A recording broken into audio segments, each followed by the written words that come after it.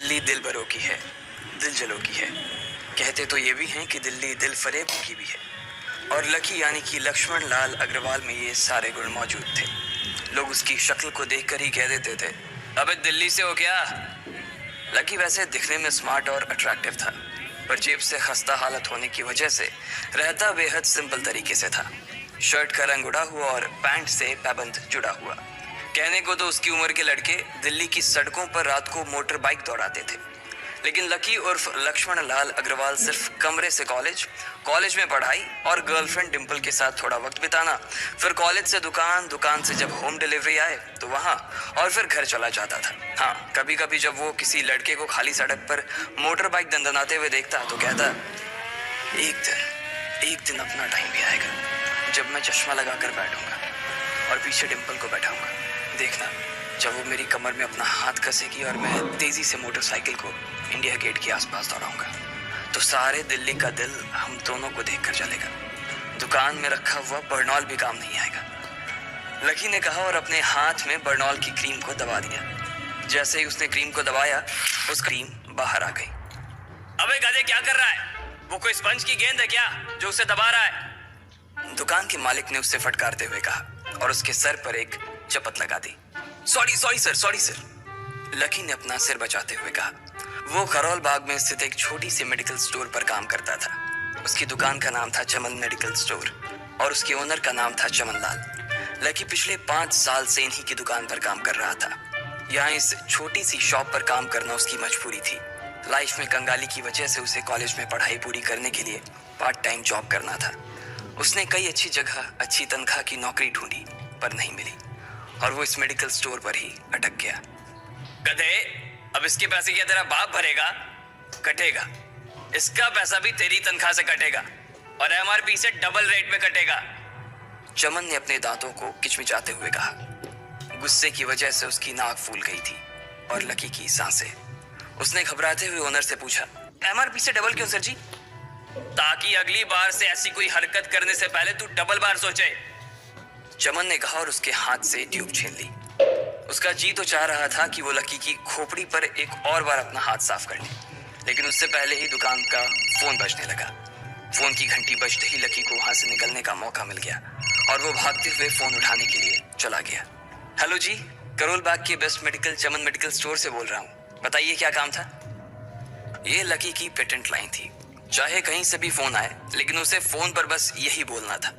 जैसे ही इधर लकी ने अपनी बात कही, उधर से जवाब आया, मैं अप्रूविंग नाइट होटल के कमरा नंबर 303 से बात कर रहा हूँ। एक छोटा सा ऑर्डर है, नोट करो और जल्दी से होटल पर डिलीवर करवा दो।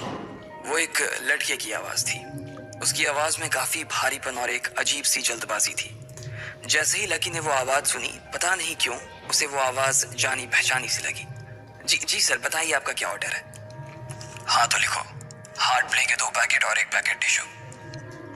लकी, जो कि अपना पेन लेकर खड़ा था, हार्ट प्ले का नाम सुनते ही झिझक गया। असल में हार्ट प्ले नाम का एक कंडोम आता था और इसलिए उसका नाम सुनते ही लकी शर्मा गया था। इतने साल से भी मेडिकल की स्टोर पर काम करने के बाद उसे इन चीजों का नाम सुनने में शर्म आती थी। हेलो भाई, लिखा कि नहीं लिखा? उस आदमी ने फिर से लकी से पूछा। जी सर, लिख लिया सर, लिख लिया। लकी ने खिसिया कर हंसते हुए कहा। लिख लिया तो फिर लेकर निकल, उस लड़के ने कहा। उसकी आवाज सुनकर ना जाने ऐसा क्यों लग रहा था कि वो बहुत बड़ा आदमी था। जी सर, लेकिन सर बाहर तो बारिश हो रही है, लकी ने कहा। उसने देखा कि बाहर बहुत तेज बारिश हो रही थी। उनकी दुकान के सामने पानी भर गया था और तेज हवाओं की वजह से चमन मेडिकल स्टोर का बोर्ड भी गिर गया था। लकी को लग रहा था कि वो इतनी तेज बारिश में अभी एकदम से तो नहीं निकल पाएगा, तो उसने उस लड़के को समझाते हुए कहा, सर मैं ऑर्डर तो ले आऊंगा, पर थोड़ा टाइम लग जाएगा, बारिश थोड़ी थम जाए। अब इससे पहले कि वो कुछ आगे बोल पाता, फोन पर लड़का बोल पड़ा। तुम्हारे मालिक को पता है कि तुम मल्होत्रा जी के लड़के को मना कर रहे हो? हाँ पता है, बारिश हो रही है, इसलिए सारा सामान अच्छे से थैली में पैक करके लाना और लेट नहीं होना चाहिए, समझे? उस लड़के ने कहा और इससे पहले कि लकी आगे कुछ कह पाता, उसने फोन काट दिया। उधर से लकी के दुकान का ओनर उसे घूर कर देखा जा रहा था। लकी के हाथ में पेन और पेपर देखकर ही वो समझ गया था कि उसके पास कोई ऑर्डर आया था। आज वैसे भी इतनी बरसात होने की वजह से सुबह से इक्का दुक्का ग्राहक ही दुकान पर आए थे। ऐसे में उसकी दुकान का मालिक एक भी ऑर्डर को छोड़ना नहीं चाहता था। वो लकी को देख रहा था और लकी बारिश की ओर देख रहा था। बारिश का बहाना नहीं चलेगा, जाना पड़ेगा, चमन लाल ने कहा। मैं बहाना नहीं कर रहा सर, थोड़ी बारिश धीमी हो जाए तो मैं चला जाऊंगा। अभी आप खुद ही देखिए कितनी तेज बारिश है। वो पता नहीं कोई मिस्टर मल्होत्रा का कोई बेटा कुछ ज्यादा ही जल्दी में था। मैं साइकिल से तो पहुंच नहीं पाऊंगा इतनी जल्दी। लकी ने उनकी ओर देखते हुए कहा। क्या कहा? मिस्टर मल्होत्रा जी का बेटा? तो मेरी दुकान बंद करवाएगा क्या? अभी क्या भी निकल उनका ऑर्डर लेके, वो हमारे बहुत पुराने कस्टमर है, चमन ने कहा। पर लकी ने कहा ही था कि चमन बोला। पर कुछ नहीं, तू मेरी मोटरसाइकिल ले जा, उसने गुस्से में कहा। अरे सर जी, 200 के ऑर्डर में मुश्किल से 40 रुपए बचेंगे, इससे 3 गुने का तो पेट्रोल ही लग जाएगा, और अगर गाड़ी रास्ते में बंद हो गई तो अलग से खर्चा, लकी ने समझाते हुए कहा। वो जानता था कि उसका मालिक इन सब बातों पर ध्यान नहीं देने वाला। चमन लाल बोला। कोई बात नहीं, तू जा, चाहे जो हो जाए ग्राहक नाराज नहीं होना चाहिए, और वैसे भी वो मल्होत्रा जी का बेटा है। चमन लाल ने मोटरसाइकिल की चाबी लकी की ओर उछालते हुए कहा। लकी ने चाबी ली।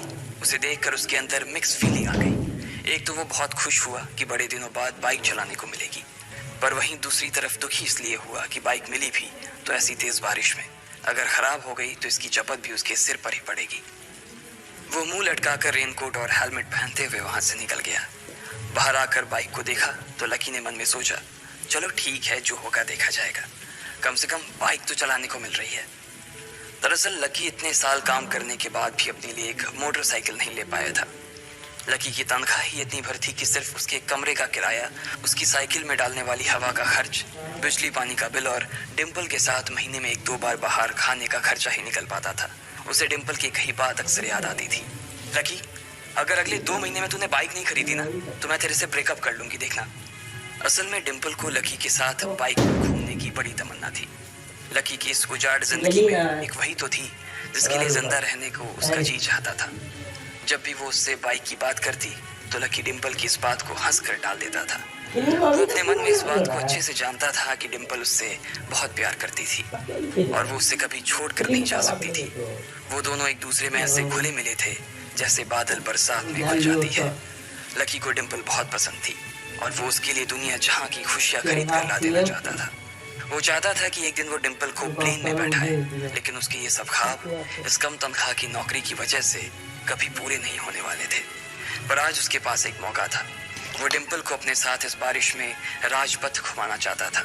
वो उसे दिल्ली दिखाना चाहता था। चमन लाल को देने के लिए उसने पहले से ही बहाना सोच रखा था। बस जल्दी से वो ये डिलीवरी देकर सीधे डिम्पल के पास ही जाने वाला था।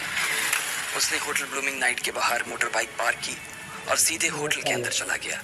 लकी ने रिसेप्शन पर पहुंचकर नमस्ते करते हुए रिसेप्शनिस्ट को बोला, जी मैं चमन मेडिकल स्टोर से आया हूँ, रूम नंबर 303 का ऑर्डर था सर।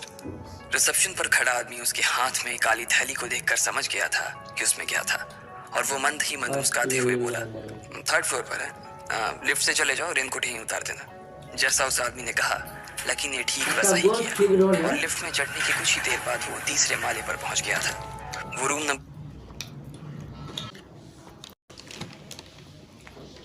नंबर 303 के बाहर पहुंचा और उसने डोरबेल बजाई। जैसे ही दरवाजा खुला लकी ने थैली आगे बढ़ाते हुए कहा, नमस्ते, मैं चमन मेडिकल स्टोर से लकी, ये आपका। इससे पहले कि लकी आगे कुछ कह पाता उसकी आंखें फटी की फटी रह गई थी। उसने अपने सामने जो देखा उसके बाद उसे ऐसा लगा कि बंद छत के नीचे भी उसके ऊपर आसमान से आकर एक जोरदार बिजली गिर गई थी। उसके सामने एक लड़की खड़ी थी। वो लड़की और कोई नहीं बल्कि उसकी गर्लफ्रेंड डिम्पल ही थी। उसने एक पर्पल कलर का नाइट गाउन पहन रखा था।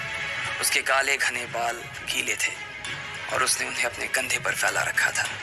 उसकी खुशबू से ही ये चीज साफ पता चल रही थी कि वो अभी अभी नहा कर आई थी।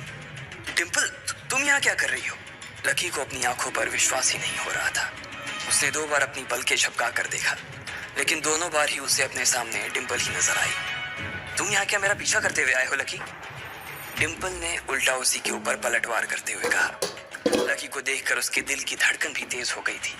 उसे उम्मीद नहीं थी कि लकी यहाँ आ जाएगा। उसने ना तो सुबह से उसे फोन किया था और ना ही उसके मैसेज का कोई जवाब दिया था। वो अपने मन में सोचकर बैठी थी कि वो अगले दिन खुद ही उससे मिलकर बोल देगी कि उसकी तबीयत खराब थी। डिम्पल बेबी, क्या हो गया? किससे बात कर रही हो? अचानक से एक गबरू जवान सा लड़का दरवाजे के पास आकर खड़ा हो गया था। उसने बनियान पहन रखी थी। लकी उसे पहचान गया था।